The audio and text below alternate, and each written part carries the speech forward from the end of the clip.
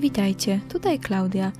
W tym odcinku pokażę 2 sposoby, jak szybko wykonać jednorazową maseczkę z ręcznika papierowego.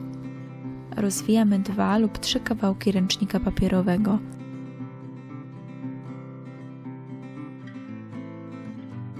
Składamy je razem w harmonijkę.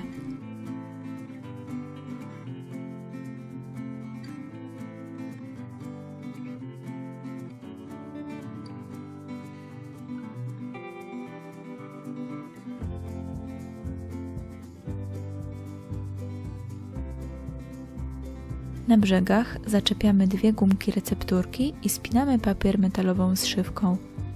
Recepturki zakładamy później na uszy.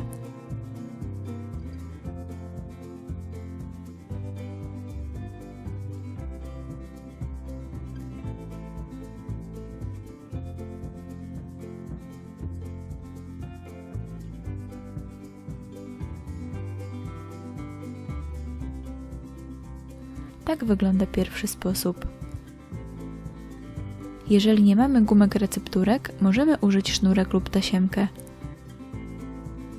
Odmierzamy 2 razy po 60 cm sznurka. To będą troczki do zawiązania maseczki.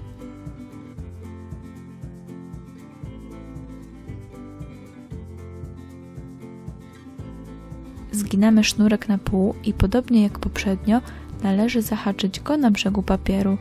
Następnie papier zszywamy zszywaczem. Sznurki wiążemy później z tyłu głowy.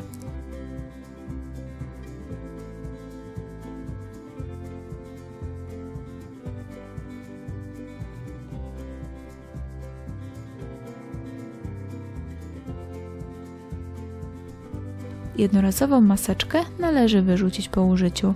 Dziękuję za uwagę i zapraszam na moje inne filmiki. Do zobaczenia!